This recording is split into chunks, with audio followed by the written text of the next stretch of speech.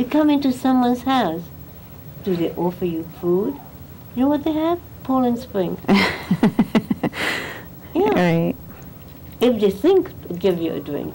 Right. If they think of that. A simple hello.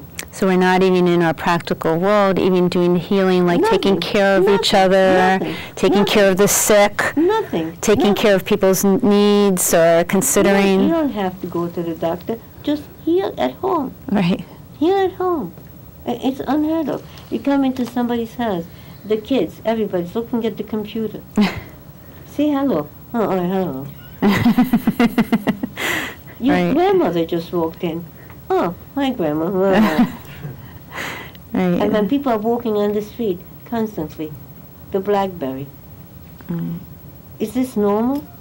You go out to dinner, and while you are having dinner with this person, under the table, or sometimes right in front of you, the guy is reading his BlackBerry. Right.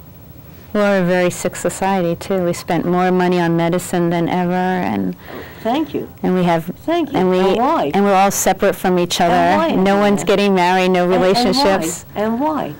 Because we've taken the human being connection out of it. Because we do not know how to be spiritual. And spirituality means is to be of service to God by serving His children. Not by sitting and thinking of me, me, me. Thinking of you, you, you. So serving each other, would you say that causes healing? Not just in the practical sense, of 100%. Course. You're pointing out all the practical 100%. Sense. We take care of each other, needs, and reach out to somebody else. That is exactly my point. Then you are able to resolve your own problems. But if you're going to sit in the house and cry and become depressed, or become arrogant and angry and bitter, you're not going to do anything but destroy yourself. Or another email is not going to do much for your healing life, right? Not like emails. That's already a luxury. Today we just text. Emails are gone already. Texting. Texting is even worse. People don't know how to talk.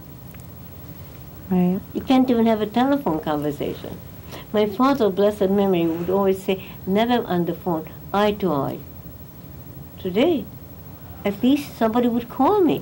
No, nobody calls. Nobody gets a letter. There's no mail.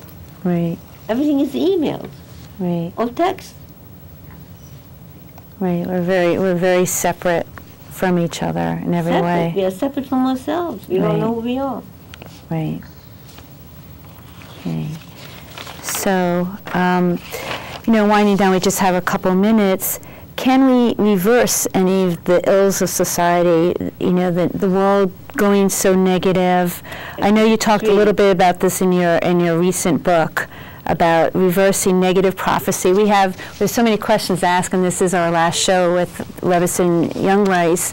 But we also have all these negative prophecies that the world is talking about. Everything, listen carefully. Yes. I want everybody in the audience to listen, wherever you are. Everything in the prophecies that is negative is not written in stone. God is so anxious and so happy to change it. What is written in stone, which can never be changed, are the positive prophecies. So Messiah will come. That's a given. That can never be changed. How he will come? Through suffering, bloodshed, or through exaltation and joy and happiness and peace, depends upon us. Messiah is coming. It's like we all have to get to, let's say, a certain country. Okay? We all have to get to, let's say, Israel, which we do. But when we go coach, business, first class, or whether we have to crawl on our knees, depends upon us. Whether we go, as I said, crawling on our knees, covered with blood and wounded, or whether we are going to fly on wings of eagles, depends upon us. So negative prophecies that are being talked about every religion, and even people who aren't religious, it's constantly on the radio. It's all in our hands, but we are not doing anything to remove that prophecy. As a matter of fact, we are making it worse. Do you think we learned anything from our past? Are people still bickering and hating? Are people still selfish? Are people still mean? So we're not heading in a good direction right now, no? Right now, Iran is threatening the life of the Jewish people. Do you hear anybody speaking up for the Jewish people? Do you hear anybody speaking up at the UN? I don't hear anyone speaking up against anything that's destructive. Exactly, exactly. They spoke up. They spoke up only for that which is more destructive. They spoke up for Egypt, okay? And they got, I don't want to get into politics, but, and that people spoke up. And now that there's a regime in Egypt that is killing, that is oppressing, nobody speaks up anymore. So if we speak up as we're winding down, we may be able to change this world negative direction that we're going into. But take action. Taking action. Taking action, speaking up, and not being afraid. Not looking for that which is cool, not looking for that which is in, but seeking that which is truth, and looking for honor rather than self-aggrandizement, honor of God, honor of another human being, seeking respect, not just for individuals like ourselves, but for the individuals, each and every person. Respect. And we can also integrity. And we can also reverse the negative illnesses as well. Everything. In our personal lives. Everything. If we Adina, if you have a spiritual life, spiritual commitment, and you understand that God is above you, and the way you speak to this one and to that one makes a difference.